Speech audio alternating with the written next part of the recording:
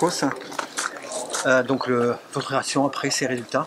Bien, disons que nous sommes un peu déçus, un peu par le score que nous faisons, parce que nous avions, entre ce que nous avions espéré et ce que nous faisons, nous sommes un peu en dessous, surtout par rapport aux voix qu'avait récolté Jean-Luc Mélenchon à la présidentielle, mais c'est effectivement deux élections différentes. Nous sommes aussi déçus du fait du haut niveau d'abstention, qui fait que, encore une fois, les affaires qui ont plombé la présidentielle ont encore plombé l'ambiance des législatives, et qui fait que quand les électeurs ont affaire à des dégoûtants, eh bien, ça les dégoûte.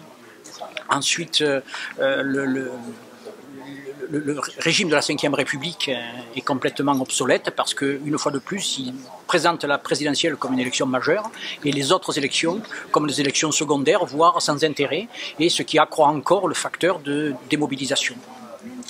Alors demain maintenant, quel est l'objectif pour vous ? Alors actuellement, avec la majorité qui se dessine en France et en Lozère, nous sommes dans l'opposition et nous sommes même la seule force d'opposition à la politique qui va se mettre en œuvre. Nous sommes la troisième force politique dans le département et en France. Et donc nous allons commencer à résister aux mauvais coups qui se préparent. Je pense en particulier à la loi El Khomri, je pense en particulier numéro 2, je pense en particulier aux mesures de l'état d'urgence qui vont être inscrites dans le droit commun. C'est des choses qui constituent un recul des libertés sans précédent, un recul des droits des travailleurs sans précédent. Et nous allons être l'opposition et nous incarnons l'espoir pour l'avenir. Pour l'union en Lozère ne serait pas l'avenir pour vous, ce qui n'a pas été possible à cette élection, cette union des forces de gauche. Est-ce que ça passe par là l'avenir ? Naturellement, vous appuyez là où ça fait mal, parce que l'éparpillement politique prive une fois de plus la France insoumise peut-être de l'accès au second tour. Je n'ai pas fait les calculs, mais en tout cas, si quelqu'un regrette la désunion, c'est bien la France insoumise.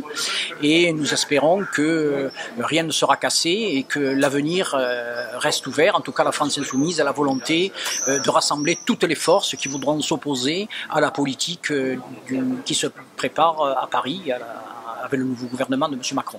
Dans 7 jours, le second tour, qu'est-ce que vous allez faire ?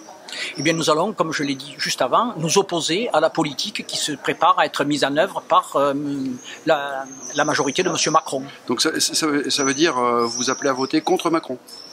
J'appelle à voter pour tous ceux qui soutiennent la politique de M. Macron, c'est-à-dire pas M. Palombi, puisqu'il soutient M. Macron, mais pas non plus M. Morel, parce qu'il a dit à plusieurs reprises et publiquement qu'il envisageait de voter les réformes proposées par M. Macron.